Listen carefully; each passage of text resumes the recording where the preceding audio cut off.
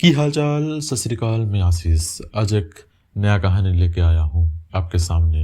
माना नंगाल एक फिलिपिनो लोक कहानी का भयंकर प्राणी है जो एक औरत के रूप में सामने आता है, जो अपने नीचे वाले शरीर को ऊपर वाले शरीर से अलग कर सकती है और रात के अंधेरे में चमगादड़ जैसे पंख उगा के उड़ सकती है। यह जीव जिंदा लोगों का खून पीता है, खासकर गर्भवती औरत और उनके अजन्मे बच्चों को अपना शिकार बनाता है। यह प्रकृति का एक राक्षस है जो अपनी पहचान खोकर एक भयंकर रूप में बदल जाता है। यह सिर्फ इसलिए दर्दनाक नहीं है क्योंकि इसका रूप इतना भयंकर है, बल्कि इसका शरीर का रूपांतर भी इतना भयंकर है जो आपके सबसे बुरे सपने दे सकता है कि आपका शरीर एक अलग रूप में बदलकर आपको अपनी पहचान से दूर कर दे। आइए इस डरावने प्राणी माना नंगाल के बारे में और भी गहराई से समझते हैं। माना नंगाल का सबसे डरावना पहलू उसका रूपांतरण है। रात के समय ये अपने ऊपर वाले शरीर को नीचे वाले शरीर से अलग कर देती है। सोचिए, हाथ से मांस और हड्डी को तोड़ना, मांसपेशियां खींचना, एक भयंकर और कठिन प्रक्रिया जिसमें शरीर को दो हिस्सों में अलग हो जाता है।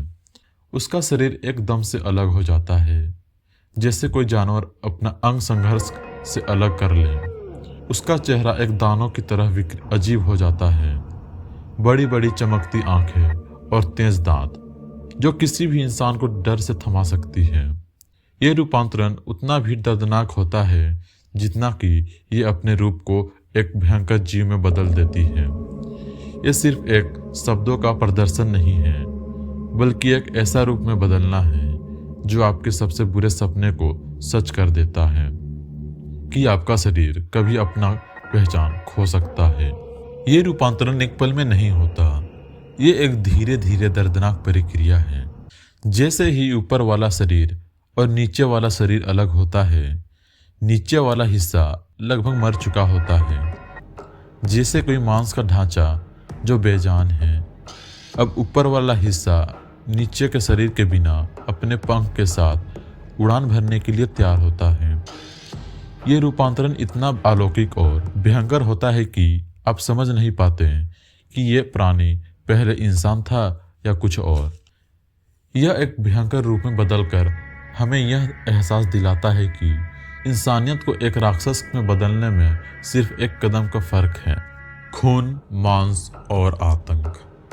एक बार जब रूपांतरण पूरा हो जाता है, तब माना नंगाल इंसान नहीं रहता, बल्कि एक रक्त पिपासु राक्षस बन जाता है जो जिंदा लोगों का खून पीता है।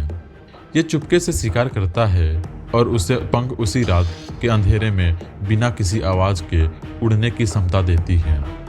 माना नंगाल आमतौर पर गर्भवती औरत या उनके अजन्मे बच्चों को अपना शिकार बनाता है क्योंकि उन्हें ज्यादा पोषक समझा जाता है।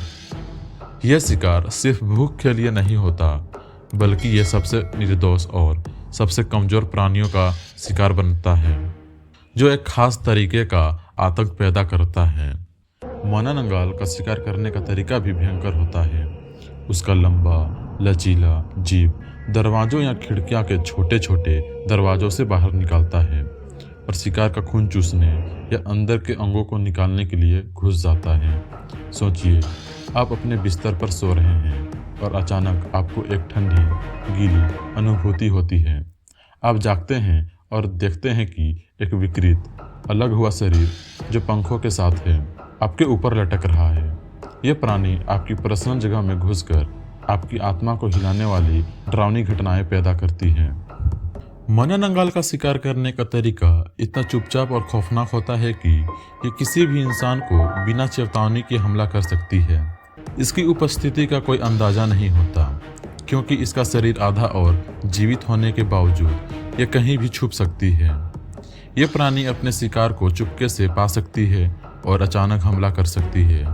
यह बात इसे और भी खतरनाक और डरावनी बना देती है। माना नंगाल की कहानी का असली आतंक इस बात में छुपा है कि हम अपने शरीर पर पूरा नियंत्रण खो देते हैं। रूपांतरण सिर्फ शारीरिक दर्द नहीं है, बल्कि ये आत्मा की भी हत्या है। अब शरीर हमारे नियंत्रण से बाहर हो जाता है। यह खुद को एक भयंकर राक्षस में बदलने लगता है।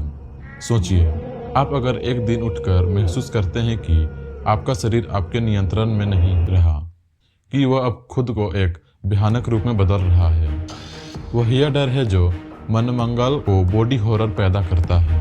हमारे शरीर का खुद का नियंत्रण से बाहर होना एक गहरा डर है।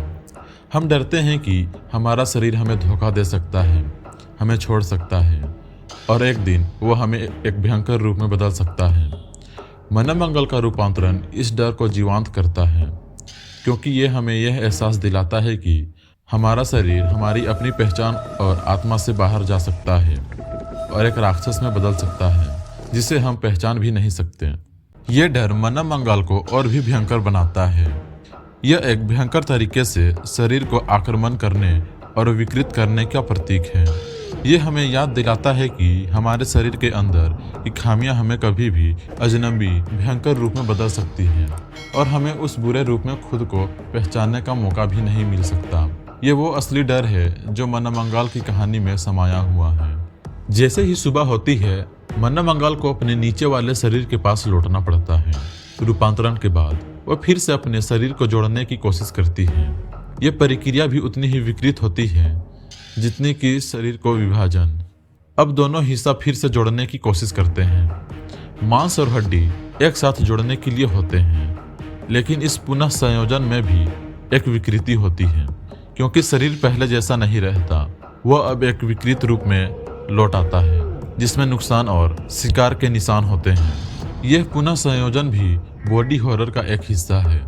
शरीर जब फिर से जुड़ता है तो वह पहले जैसा नहीं रहता। वह अब एक विकृत रूप में लौट आता है जिसमें नुकसान और शिकार के निशान होते हैं। यह हमें यह एहसास दिलाता है कि रूपांतरण के बाद मनोमंगल का शिकार कभी भी पूरी तरह से ठीक नहीं हो सकता। यह एक भयंकर याद दिलाने वाली बात है कि रूप